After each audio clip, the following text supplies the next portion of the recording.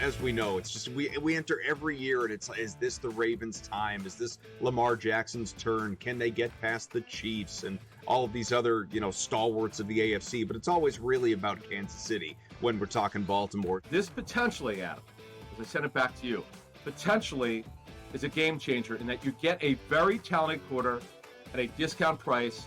Newswire, only on SportsGrid.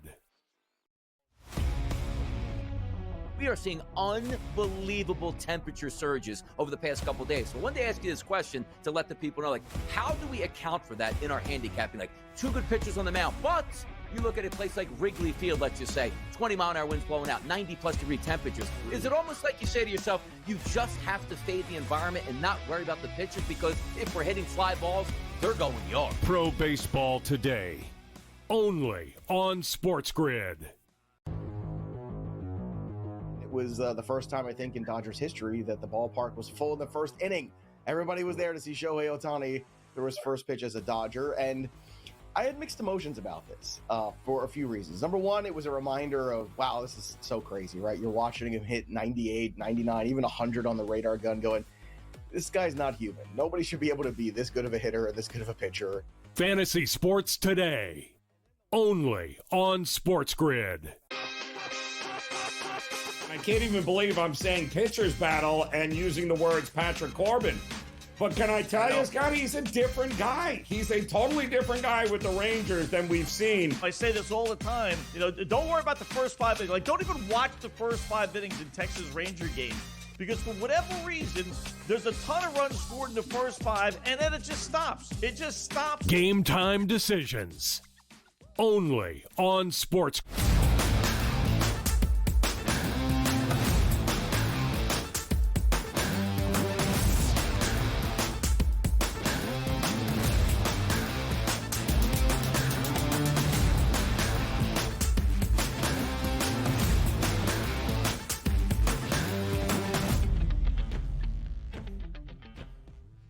We welcome you to hour number 3, our third and final, albeit on the first day of this new week. It is a Monday on the early line on SportsGrid. He is Donnie Rightside. I am Ben Stevens. Free agency begins tonight in the association at 6 p.m. Eastern. And one of the main draws still in the NBA, LeBron James had a lot to say about any kind of conversation about the NBA's future yesterday. We'll break down the LeBron James scenario in LA. We'll talk about some notable free agents with our guy Tom Vecchio, and a good majority of this third and final hour, not just the prop perspective from TV Tom, but a full breakdown of all 8 games we have on this Monday MLB slate.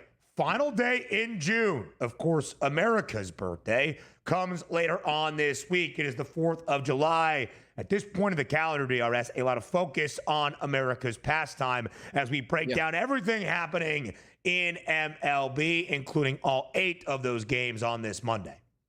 Yeah, good times here and heading towards the 4th of July, which is a great day. I didn't look at the schedule for the 4th of July just yet in Major League Baseball, but typically every team is going to play since it lands on a Friday. So that's awesome stuff. They'll be playing all day long and good stuff here. Sort of that kickoff to the summer. I was asking this question too. It's like, as you get older, like when you are a kid, right, the start to the summer is like your last day of school, whether it's early June, mid-June, late June, whatever it is. But I feel like, as you get older, the start to the summer, and some people would say it's like Memorial Day. But it just feels like, summer to me starts now, as I'm, really old, as I like to say, at the 4th of July. Like now the summer months are in here at this point now. Like Memorial Day, when you get like in your 20s and early 30s, like, hey, you're going to go down the shore, you head up to the lake or whatever you guys do, drink and whatever. But for me, it feels like the 4th of July is actually summer. How about that take? That's interesting, Donnie, because there are some, and I would say almost in our industry, how we have been building things up the past few weeks, that July 4th almost feels like the end of summer, because a few weeks after training camp begins around the National Football League. Yeah. What? Like, I wish the kid was in school all year round and, like, we didn't have summer so we can get the football. Like, if I could hit the fast forward button from, like, Memorial Day to get to Labor Day, I would do it every single year. God. Right through every single year. The summer is just a wasted month of it's really hot and you're waiting for football. Just get it done. If you want heat, Ben, fly to Miami. You know what I mean? We could just fast forward here and get to the fall quicker in the Northeast. Hate that take. despise that take. Of Nah, all I'll your go bad back to takes, California. Get out of that here. Yeah, get might outta be. here. If only we could all be so lucky. But the That's DRS. good. Somebody clip that for me, please. Somebody clip that. I knew as soon as I started talking there, that would be something. Good. But anyway, DRS, for me, because of what we work in, right? Yeah. With football being our main priority, of course, you are one of the hosts of Pro Baseball Today. It's almost like we're so gung-ho in football season. I dream of almost like a school teacher having my summers off, but everything revolving around football. To be in a beach town for like a month from the middle of July to the middle of August, and then show up once again when football season begins. Exactly. I mean, we haven't seen that guy since the Super Bowl, and then he is off March, April, May, June, July. What's Carver do without him for all these months here? So we'll see Joe Lisi in football season again. Welcome back to the network, Joe Lisi. Can't wait. You know what they say, that great program, Carver and sometimes Lisi, as they break it down each and every night on SportsGrid Radio, 8 p.m. Eastern. My guy, Joe Lisi, and I will be together for Football Full Circle starting today at noon Eastern time. And hey, let's talk about radio. Moneyline comes your way in 54 minutes with Donnie Rightside. Will Kevin Walsh be there? The question of each and every day on Moneyline. LeBron coming in yesterday. I mean, Kevin was probably trying to break into Pro Baseball Today when that LeBron James news went live. But hey, come on now. You can wait a day on that emergency podcast, maybe. But today we'll certainly be breaking that down, no doubt. Speaking of it, DRS, a smooth transition from a pro's pro. Let's talk about LeBron James and his future. So again, big news yesterday in the NBA. Opting in LeBron James for the final year of his deal for $52.6 million, opting into the final year of that player option for 2025-26. That was what we knew. Again, you see the quote on the bottom. Let's break it down even further. From LeBron's agent and best friend, Rich Paul, quote, "We understand the difficulty in winning now while preparing for the future. We do want to evaluate what's best for LeBron at this stage in his life and career. Next year will be year number 23 in the NBA. LeBron James is 40. He turns 41 at the end of this upcoming December. Based on some of that phrasing in the statement released by Rich Paul to ESPN, was it some trade speculation? Was it the ending of LeBron James's NBA career? That's what we have to figure out and decipher, DRS. So we do that first by hearing from the people. It's time for Fade the Public.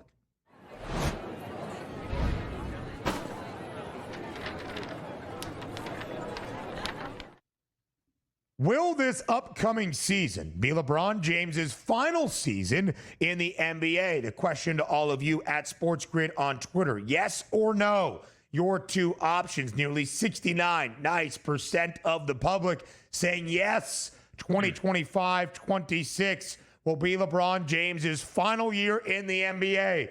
That career year number 23 will be the 23rd and final of his NBA career. DRS, you are shaking your head. No shot. No. I feel it's safe to assume you faded the public, huh? I love this because I'm going to tell you something right now. You got to separate yourself sometimes, right?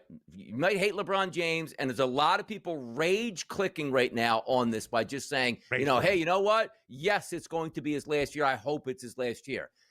LeBron James at this stage of his career is not going to go into an NBA season and say to himself, like, you know what? I think it's going to be my last year. Let me just play it through and then I'll surprise retire. They don't do that anymore. You are going to let the people know at his age, and rightfully so we can enjoy it. We pretty much knew Michael Jordan, because I'm going to go back to what was the early 2000s when Jordan was in Washington. I believe his last game he ever played was in Philadelphia, and it was a hot ticket because we knew that was going to be Jordan's last game. Standing ovations, he played a little bit. They were chanting for him to come back into the game with like 30 seconds to go, and he didn't do that. The superstars deserve that rite of passage, and we want to give them to him. Even Dr. J in Philadelphia's last season, like, he made the rounds. Kareem Abdul-Jabbar, they made the rounds. They got gifts in every city. You knew it was the last time you're going to watch them live. There's no way LeBron James steps away. Again, unless catastrophic season, injuries abound, I'm not coming back next season. There's no way that's happening here. So I asked the people on this, if it's 69%, let's just say I don't know, is FanDuel Canada maybe? FanDuel New Jersey? If this was a bettable option,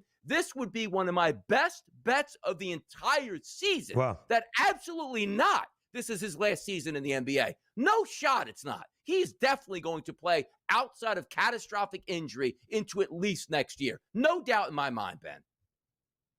And Donnie, I think one of the reasons that people are assuming, and by the way, I voted yes, that this could be LeBron James's final season, is because he does not often opt in to the final year of a player option. Which, why would he opt in? Well, it's still a pretty good payday at north of $52 million. But if he still wanted to continue, you could take a team-friendly deal or rework inside an extension to remain in LA, shutting down any trade speculation.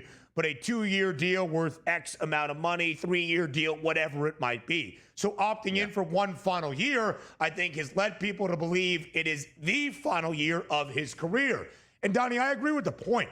But if you were to say a 41-year-old in year number 23, which by years and seasons in the NBA is the longest anybody has played in the association, if you were to say a 41-year-old in year 23, we'd all say, yeah, that guy should have been done 5 years ago. But it's LeBron James who takes unreal care of his body in each of the previous 2 seasons, has played at least 70 games, which does lead to the idea, DRS, he's not hanging him up just yet. I don't think he is. And also, like, Kobe Bryant, remember that last game he had? Did he announce before the season? Because I would actually like to go back and see the latest superstars who have retired if they announced it before the season. You're saying he did announce it before the season? Kobe? Yeah, we knew it was the retirement That's tour. The farewell tour for Kobe? Yeah. Absolutely, that's the way it should be. LeBron, it's not his last year. Nope. MLB breakdowns next.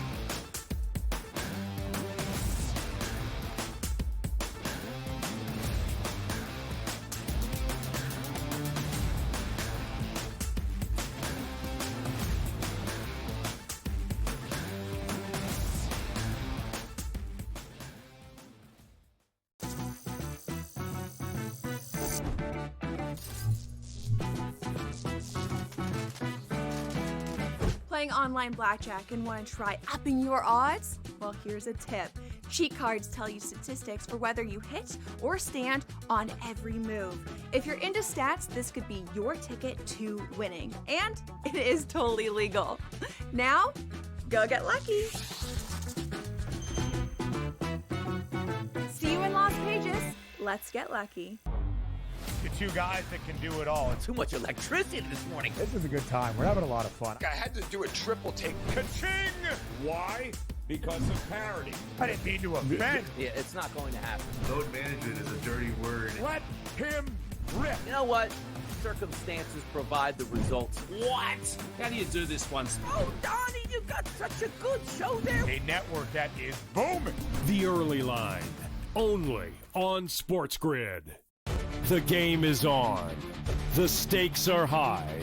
But the action isn't just on the field. He's rearranging that rim. Get it inside! SportsGrid's in-game live. Your ultimate second screen experience. A little flyer, couple of 15.5-point live line. Every prop, every play, every day. Anything can happen. It's complete chaos. It's smarter to be on SportsGrid.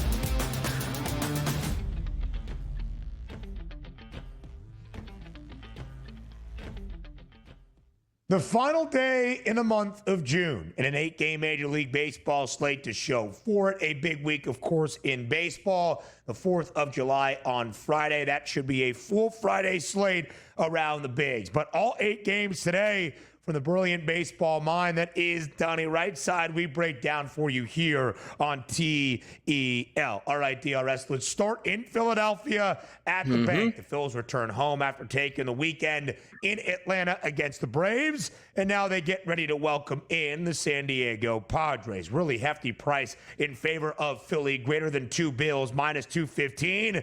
because Zach Wheeler is on the mound tonight. Over understands at 9. Is Philly deserving of being such a strong favorite with Wheeler on the bump against San Diego? Yes, they are. And also waiting to see if Bryce Harper is going to return tonight. But the expectations were once that Atlanta series was done, it's on a night-to-night basis whether he's going to return from that injury here to his wrist. Now, the updates to that, it is still a little bit stiff, but there's no pain left in there, which is the good spot. So it's just a matter of, I guess, him getting back into the lineup, which the expectations could be, again, he could be back tonight, and that could be a big lift here. Let's understand this. This is a massive pitching mismatch tonight between Waldron heading in there against Zach Wheeler. That's why I have the heavy favorite. But also, understand this. You can be as heavy favorite as you want. Look at the starting pitching that the Phillies have got based over just the last week and a half and how dominant it's been. If you only score 1 to 2 runs a game, it doesn't matter who your starting pitcher is because the other team just has to scrape out 2 or 3 to be in this ball game. So a runaway victory for the Philadelphia Phillies, I don't think is in the cards. But understand this as well.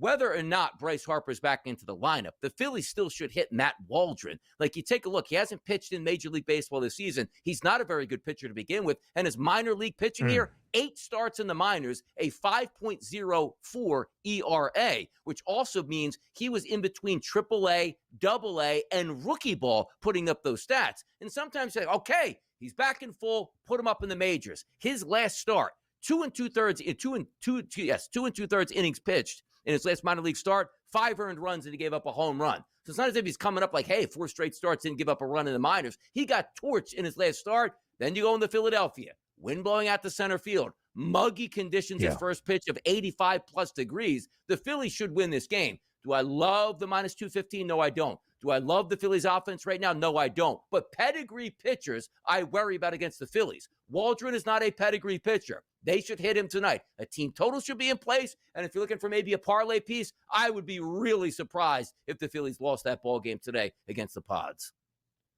Yeah, you're looking at that number, DRS, and that is certainly the expectation. Now let's talk about San Diego. Of course, got off to an incredible start this year. Started 11-0 or 12-0 at home inside Petco midway through May. 12 games above 500. In fact, on May 14th, DRS, 27-15. That was the mark for the Padres. Since that point, now finishing out the month of June, 19-23. Not abysmal. They haven't fallen flat on their face, but if the season ended today, San Diego would not be a playoff team in the National League. In fact, the Padres trail the Dodgers by 7 games now in the National League West, and the San Francisco Giants are 7.5 back. There was a time just about a month or so ago that was a really tight race atop the NL West. The Dodgers have been playing sensationally, 53-32, best record in the NL, tied for the best mark in MLB alongside Detroit.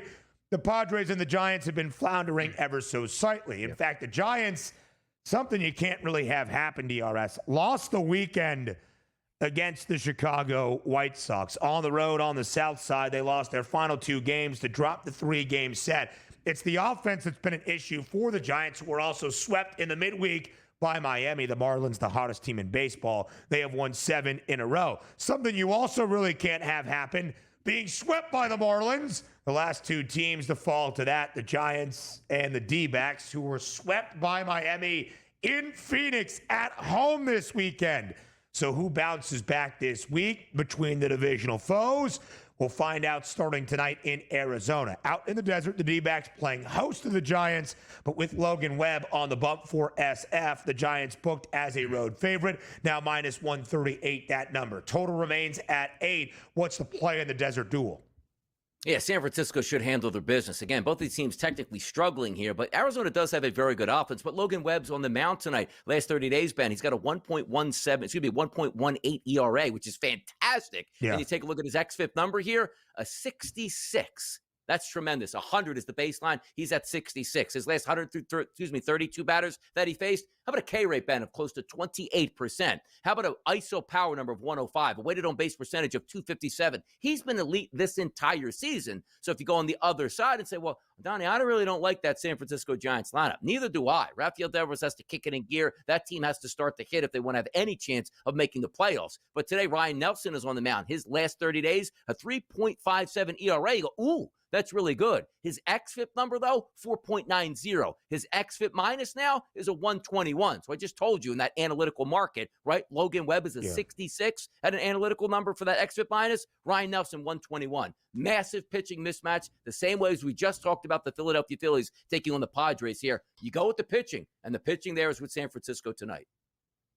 Yeah, it certainly is, DRS. Let's go elsewhere to Pittsburgh. Another divisional duel starting this week between the Pirates and the Cardinals. Both teams pulling off a sweep over the weekend. The red-hot Redbirds sweeping the Cleveland Guardians. The Pirates, surprisingly so, I guess, sweeping the New York Mets at home and outscoring the Amazons 3-4. A dead-even pick'em now on the FanDuel Sportsbook for the opening game of this midweek set between the Cards and the Buccos. Minus 108 on both sides. Total 8.5. How does the series start tonight, DRS in Pittsburgh?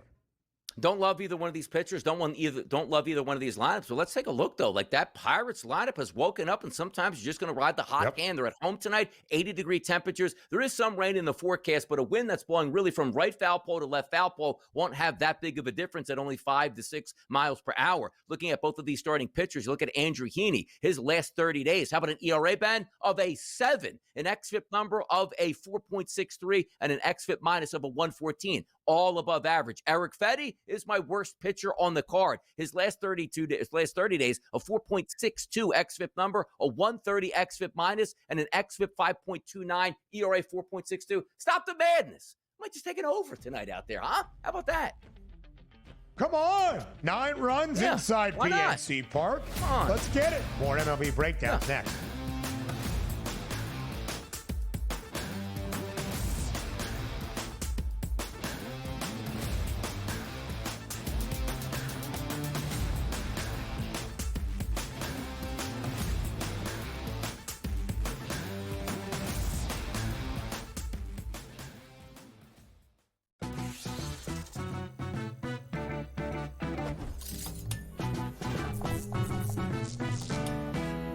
We all know a night out at the club in Vegas can get a little bit pricey, but I've got a tip that can save you a cover fee at some of the hottest nightclubs. All you have to do is sign up online for free with a credible guest list service. Then, just show up before 10:30 and check right in. See you in Las Vegas. Let's get lucky. And there's this one guy that's popping for me. It's like Tillinghast, Bombers Paradise, Get Hot with the Putter, Northeast New York Horse. Like, I know a guy that fits that profile pretty well that won a pretty big tournament at Wingfoot. Like, this is this like perfect for Bryson? It's perfect for Bryson. Wow. The Smiley Show, only on SportsGrid. Kevin Durant, at the age of 36 years old, after 17 seasons that he has played in the NBA, DRS, is now on his way to H-Town. I don't think it's a great move. I wanted him to go to a ready-made championship team full of a veteran roster and see if he can ring chase that way. Not to go to an organization on the come-up that if you just stay the course, and also, what better blueprint do we have than just staying the course than OKC, right? The Early Line, only on SportsGrid. The game is on. The stakes are high, but the action isn't just on the field. He's rearranging that ring. Get it inside! SportsGrid's in-game live. Your ultimate second screen experience. A little flyer, couple of 15.5-point live line. Every prop, every play, every day. Anything can happen. That's complete chaos. It's smarter to be on SportsGrid.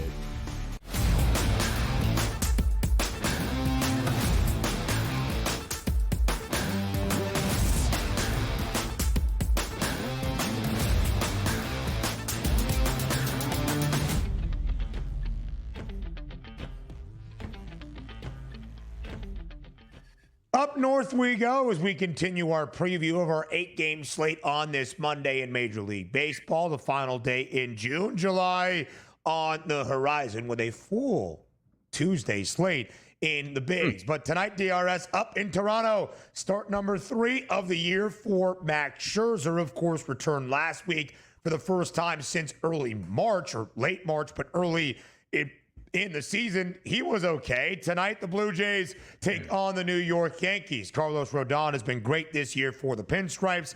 New York, a road favorite tonight against their divisional foes in the Jays. That price right now, the Yanks, minus 144 on the FanDuel Sportsbook. Total on the rise ever so slightly to 8.5, up in the 6. Yanks, Jays, today starting in Toronto. What do you like? Yeah, one of my prop bets yesterday on Pro Baseball Today was the team total over 4.5 for the Toronto Blue Jays. They played at 5 runs. I've been really happy with the Blue Jays offense. They are going up against a decent pitcher today in Carlos Rodon. His last 30 days, a 98 xFIP minus, a 3.72 ERA, and a 3.99 xFIP number, which is very good. So good to be able to compete against that tough lineup. The question is, what are we getting out of Max Scherzer tonight? Only 32 total batters faced on the season this year. Hasn't done all that well with the power numbers from right-handers, but again, he hasn't faced all that many at this point. He's faced way more lefties, but if you are looking at a pitcher that's not of the pedigree that we're used to seeing in Max Scherzer, which I don't anticipate he's going more than 5 innings if he even does pitch well tonight, the weighted on base percentages for that Yankees lineup over the past 30 days, very good on Grisham, very good on Judge, Ben Rice, Jazz Chisholm, Anthony Volpe, and DJ LeMahieu. I just think the better pitcher on the mound today is actually Rodon, and that means the better lineup tonight for me to trust would be the New York Yankees. The Yankees should be able to win this game, but it's not free. It's not plus 100. It's a minus 156, as you see on that graphic right now. But I'm still not trusting Max Scherzer just yet. But also, yesterday, as you brought up, finally, the Yankees bring in the bats in a game where they don't get smoked and still goes over the total. Maybe the good vibes continue because, as we know, it's a great hitting ballpark up there in Toronto. 73-degree temperatures. There is some rain in the forecast. That's always interesting to me. If that roof can stay open, let some of that heat and humidity in as opposed to it being closed, could make the difference tonight in that total. But to me, I'm trusting the Yankees more than Scherzer on the mound here for the Toronto Blue Jays. 12-5 victory yesterday for New York, snapping a streak of 16 straight games playing to the under. They hammered around Luis Severino. 2 home runs for Aaron Judge. His total now 30 dingers this year in MLB. Only 2 back of Cal Raleigh. We'll talk about the Mariners in Seattle in just a second. Quickly on Luis Severino. Kind of funny, right? The A's made history in their organization, one of the largest contracts ever. 3 years, $67 million. Severino had basically said, Sacramento sucks. Pitching in this stadium as a minor league ballpark is terrible. His home road splits show that, but yesterday on the road against the New York Yankees, it wasn't a pleasant sight. The Jays, the RS, 15-10 in June, have a chance to make that 16-10 tonight. The Rays, 17-9 in June, only behind the Astros for the second best record in this month. Because of that, the Yankees once large lead atop the American League East, only a game and a half now in front of the Rays, just 3 games in front of the Jays starting on this Monday night in the midweek set. All right, speaking of Seattle, 2 home runs for Aaron Judge yesterday. He gets to 30. Only had 2 homers entering yesterday in his previous 14 games. What's wrong with Big Dumper? The question has to be asked around Cal Raleigh when he has not hit a long ball in 6 consecutive games. Might that change tonight as the Mariners host the Royals? Minus 162, the price on Seattle. George Kirby gets the start. Total stands at 7.5. Out west, M's, Royals, what do we like?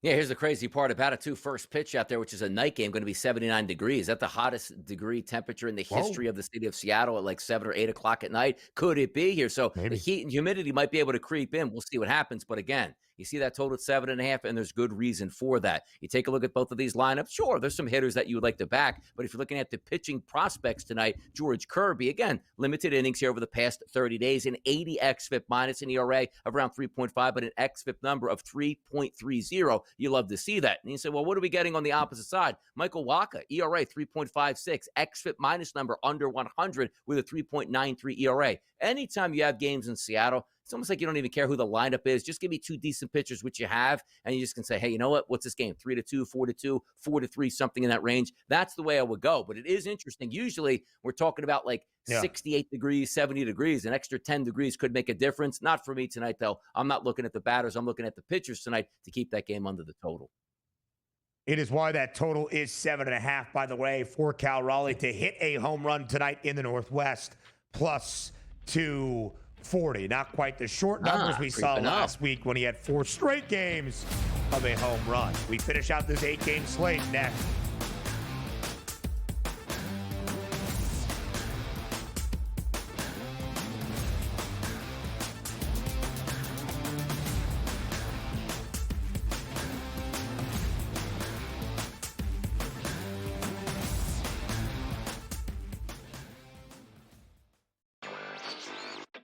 What do you make of this price tag here, reportedly, of $1.7 billion for a club that right now technically doesn't even have a home ballpark? We don't see a lot of teams sold in Major League Baseball. I mean, if you go back to 2020, Steve Cohen bought the New York Mets for $2.4 billion. The only team sold since then was the Orioles last year, also for around $1.7 billion. Newswire. Only on SportsGrid.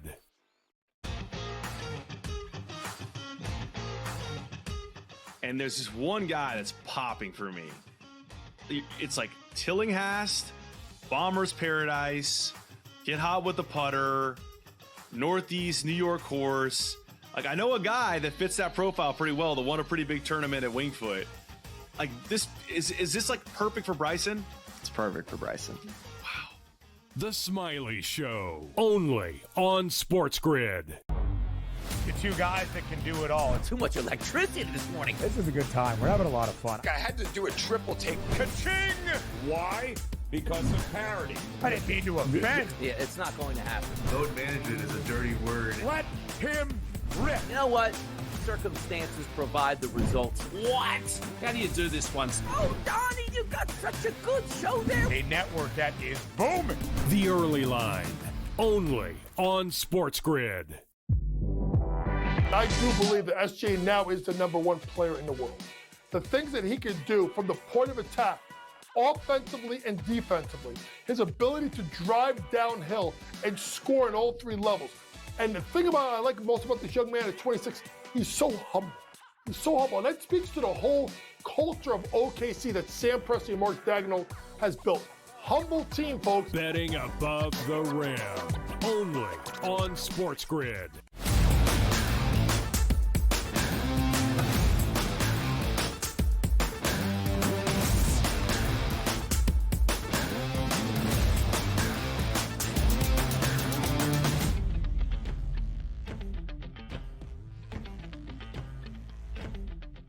An 8-game slate around Major League Baseball on this final day of June. It is a Monday in the Bigs and DRS. We finish out the 3 games we have yet to preview and break down.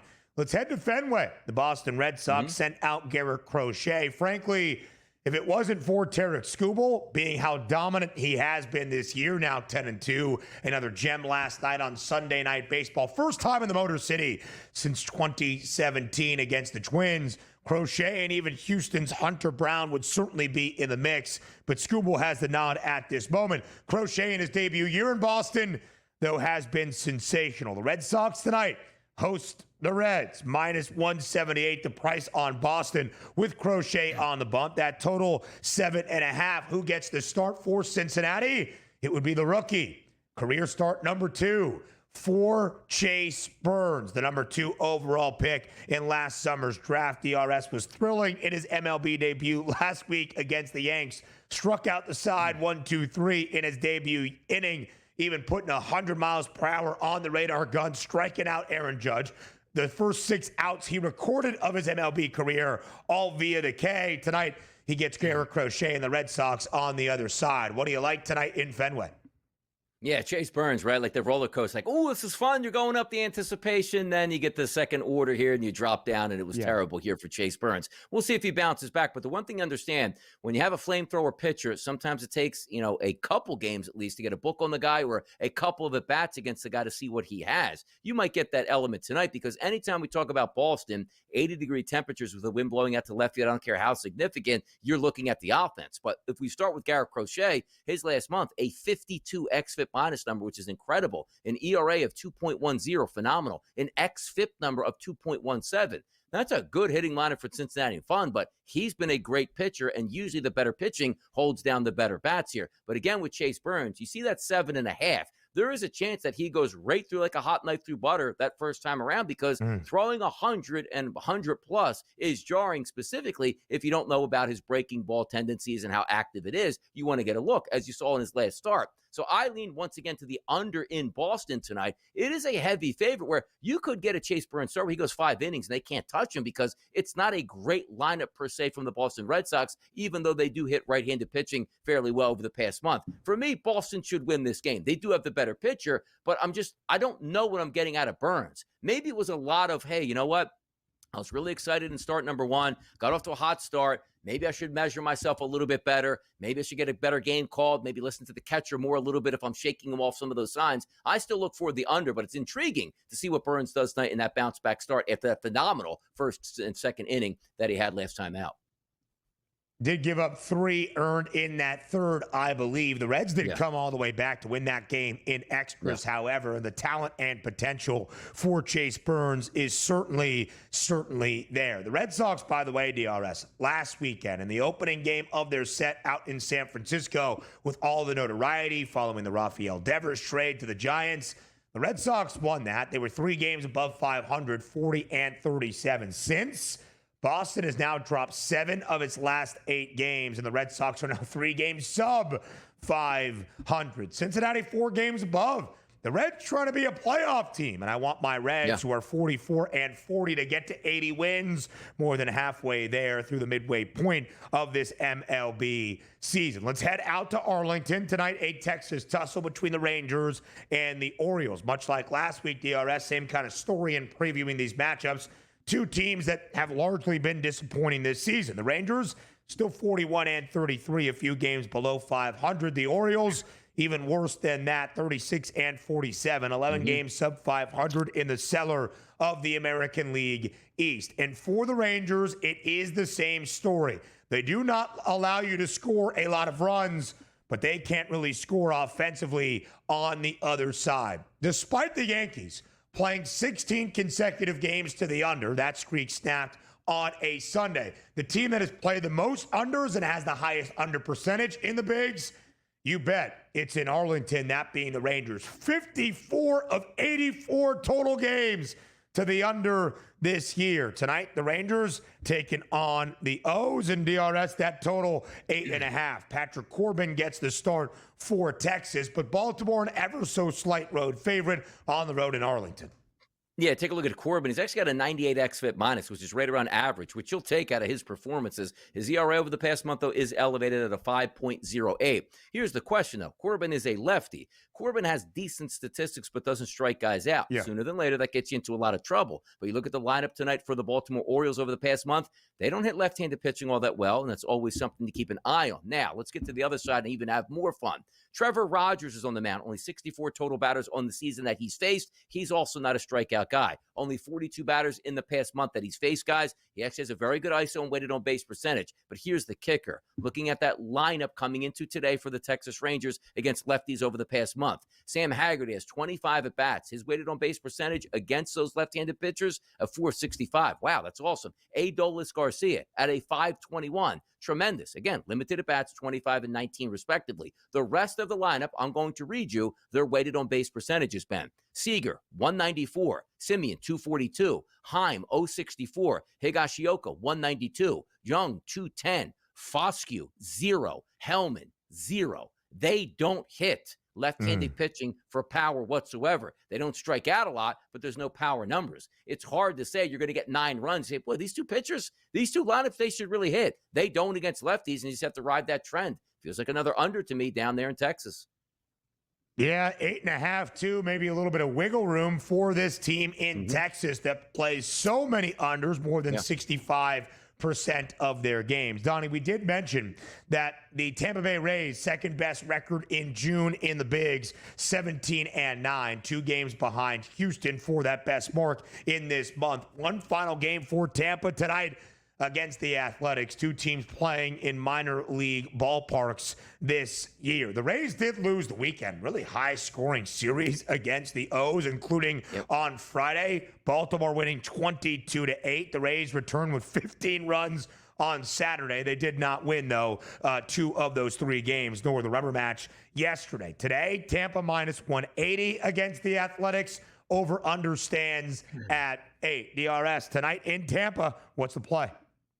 Well, I don't know if we should get a price point of that high here. I'm going to tell you why. Like a minus 196 favorite. Is Tampa better than the Sacramento A's? Yes, they are. But understand this. Jacob Lopez's last 30 days, Ben, how about an 84 xFIP minus, which again, 100 is the baseline. That's very good. How about an ERA, if you like that? 1.98 over the past month. How about an xFIP number? Very manageable at 3.45. You take a look at Lopez coming in. He is a strikeout guy. His last 30 days and 113 batters faced. How about a K rate of 34%? Lefty on lefty, that's 43% here. You have a talented lineup. It's going to be a ton of right-handed batters, and that's where you want to focus. To say usually lefties will struggle with righties, not the case, Ben. His last 92 at-bats batters that he's faced from the right side, a 150 ISO, above average. A weighted on base percentage, 302 for a pitcher. That's above average. A K rate of 32%. You love to see that here. So for me, why not take a swing at the Athletics tonight? I'll take that huge plus money price and at least put me in the ballpark through 5 innings with a chance to win, even though they're not the better team.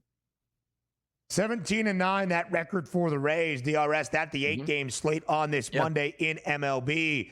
But some really big news in the last few minutes around the NFL. The Dolphins and the Steelers have finalized a blockbuster trade that will send former All-Pro cornerback Jalen Ramsey to Pittsburgh. The Dolphins, of course, were floating Ramsey in trade conversations this offseason.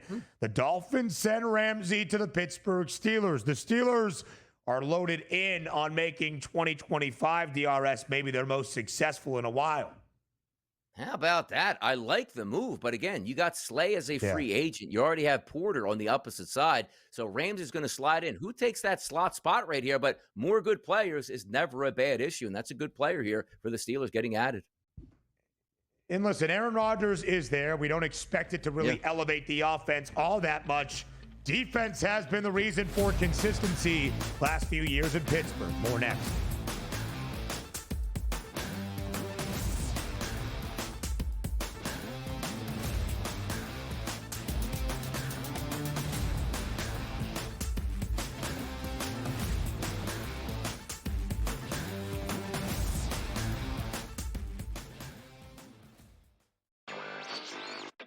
What do you make of this price tag here, reportedly, of $1.7 billion for a club that right now technically doesn't even have a home ballpark? We don't see a lot of teams sold in Major League Baseball. I mean, if you go back to 2020, Steve Cohen bought the New York Mets for $2.4 billion. The only team sold since then was the Orioles last year, also for around $1.7 billion.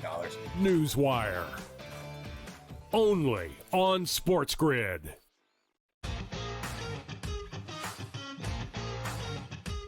And there's this one guy that's popping for me. It's like Tillinghast, Bomber's Paradise, Get Hot with the Putter, Northeast New York Horse. Like, I know a guy that fits that profile pretty well that won a pretty big tournament at Wingfoot. Like, this is this like perfect for Bryson? It's perfect for Bryson. Wow. The Smiley Show. Only on SportsGrid. The two guys that can do it all. Too much electricity this morning. This is a good time. We're having a lot of fun. I had to do a triple take. Ka-ching! Why? Because of parity. I didn't mean to offend. Yeah, it's not going to happen. Load management is a dirty word. Let him rip. You know what? Circumstances provide the results. What? How do you do this one? Oh, Donnie, you got such a good show there. A network that is booming. The Early Line. Only on SportsGrid. I do believe that SJ now is the #1 player in the world. The things that he can do from the point of attack, offensively and defensively, his ability to drive downhill and score in all 3 levels. And the thing I like most about this young man at 26, he's so humble. He's so humble. And that speaks to the whole culture of OKC that Sam Presti and Mark Daigneault has built. Humble team, folks. Betting above the rim. Only on SportsGrid.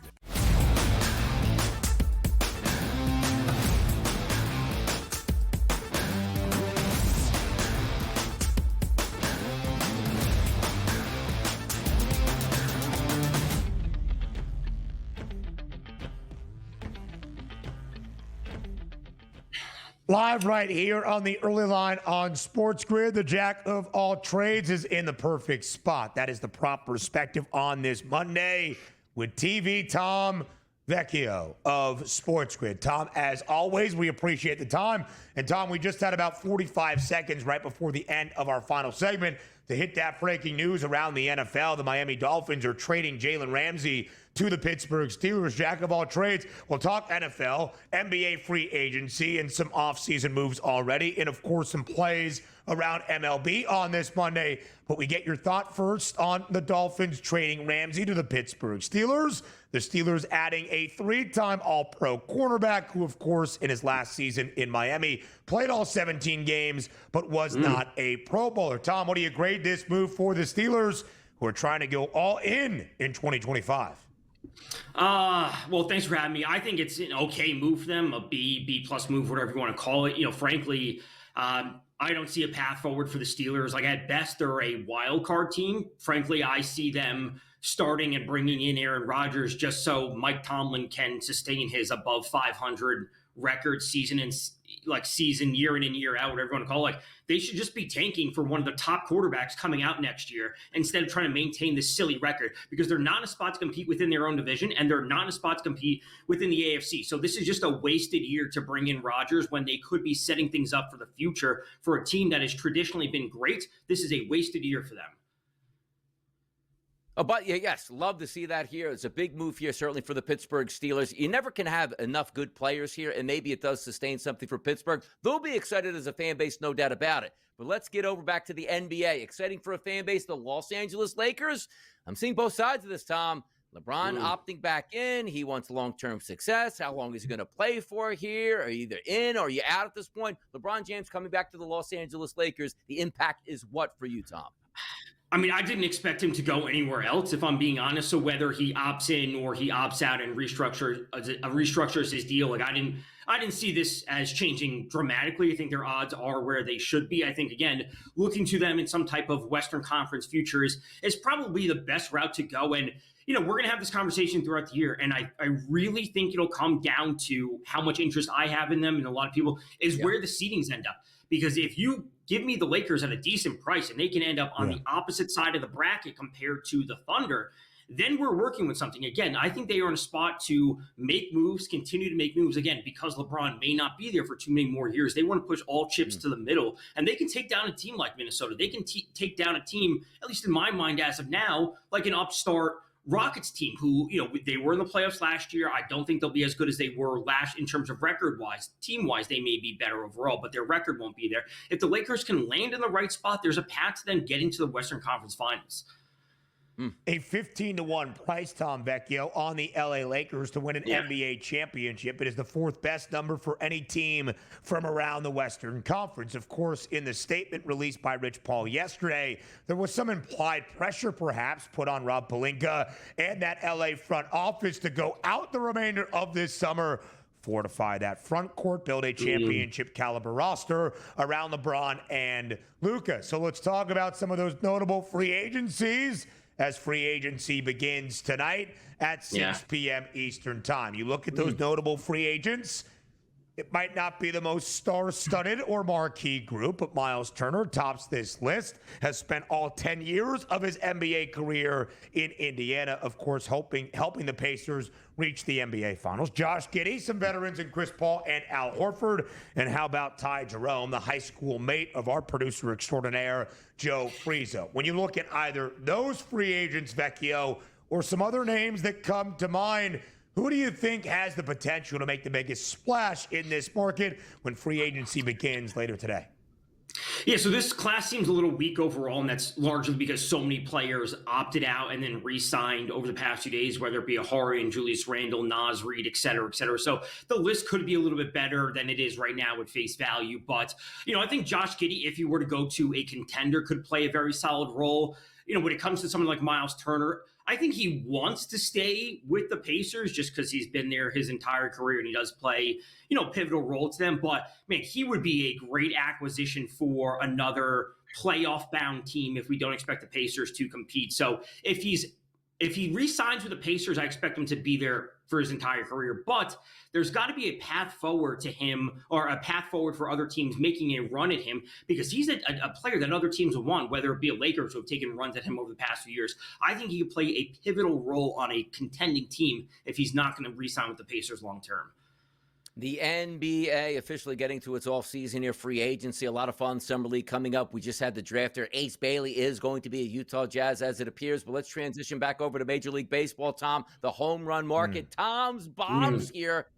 Who is going to lead Major League Baseball? Aaron Judge, Cal Raleigh, Shohei Ohtani, Kyle Schwarber. Big price points here. Why? Because Judge is the favorite. He's listed right now to win this award, I guess you could say an award, at a minus 130 price at this point here. And Cal Raleigh in second at plus 190. Can anybody catch Cal Raleigh and Aaron Judge? Is there a long shot, Tom, that's in your toolbox right now to see if it can get done? I think it would have to be, listen, and again, comes down to if you have no position on it, and this is something that I've always said, but yeah, it's got to be Schwarber, right? He's 7 behind right now, 25 to 32. You're just simply you are making a play on the number that we got at Schwarber. And Schwarber has traditionally heated up, and historically Junes have been great for him. But there's times that we see him rattle off 4 or 5 home runs in a week.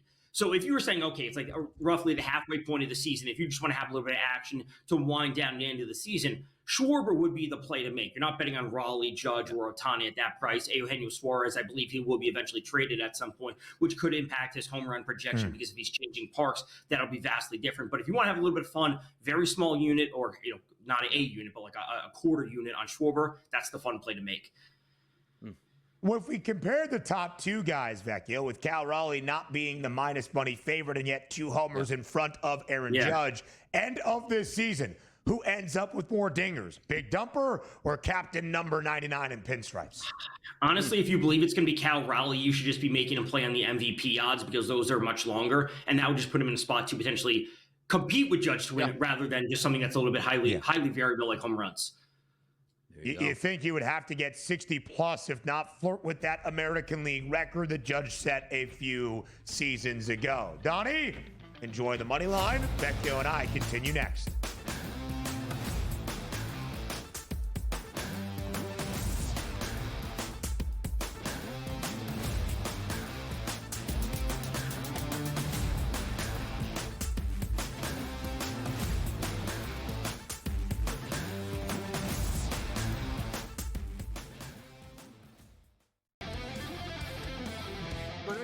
Young at 30-1. I think it's a really nice course for him at the Rocket Mortgage in Detroit, Michigan for him. Wyndham Clark at 36-1. And I also like Alex Noren at 60-1. Mike Morency, drunken Brit dart toss golf pick, which does win like 2-3 times a year, guys. Insanely enough. But I'm going to say Matt Fitzpatrick. Sports Rage tonight, only on SportsGrid. I do believe that SJ now is the #1 player in the world. The things that he can do from the point of attack, offensively and defensively, his ability to drive downhill and score at all 3 levels. And the thing I like most about this young man at 26, he's so humble. He's so humble. And that speaks to the whole culture of OKC that Sam Presti and Mark Daigneault has built. Humble team, folks. Betting above the rim, only on SportsGrid. No way that I'm betting on the Cleveland Cavaliers for any reason whatsoever. No. Ever. Like, when they had LeBron James, it was a different story. I do not believe, I think Spider's great.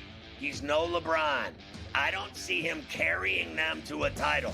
And I don't believe in the Knicks at all. The Knicks never get it done. Pharrell Coast to Coast, only on SportsGrid. Kevin Durant, at the age of 36 years old, after 17 seasons that he has played in the NBA DRS, is now on his way to H-Town. I don't think it's a great move. I wanted him to go to a ready-made championship team full of a veteran roster and see if he can ring chase that way. Not to go to an organization on the come-up that if you just stay the course, and also, what better blueprint do we have than just staying the course than OKC, right? The Early Line, only on SportsGrid.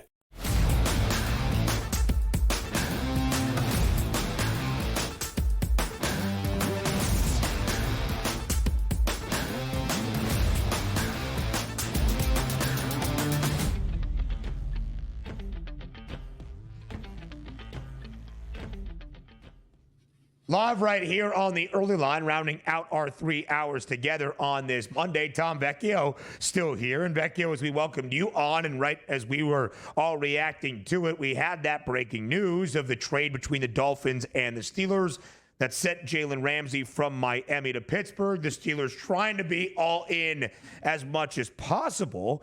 But what's rather interesting, Tom, is that in return, as we are learning now from ESPN's Adam Schefter, making his way back to Miami after he was once traded from the Fins to the Steelers, Minkah Fitzpatrick, also the 3-time All-Pro defensive back, is going back to the Dolphins, a rare player-for-player trade.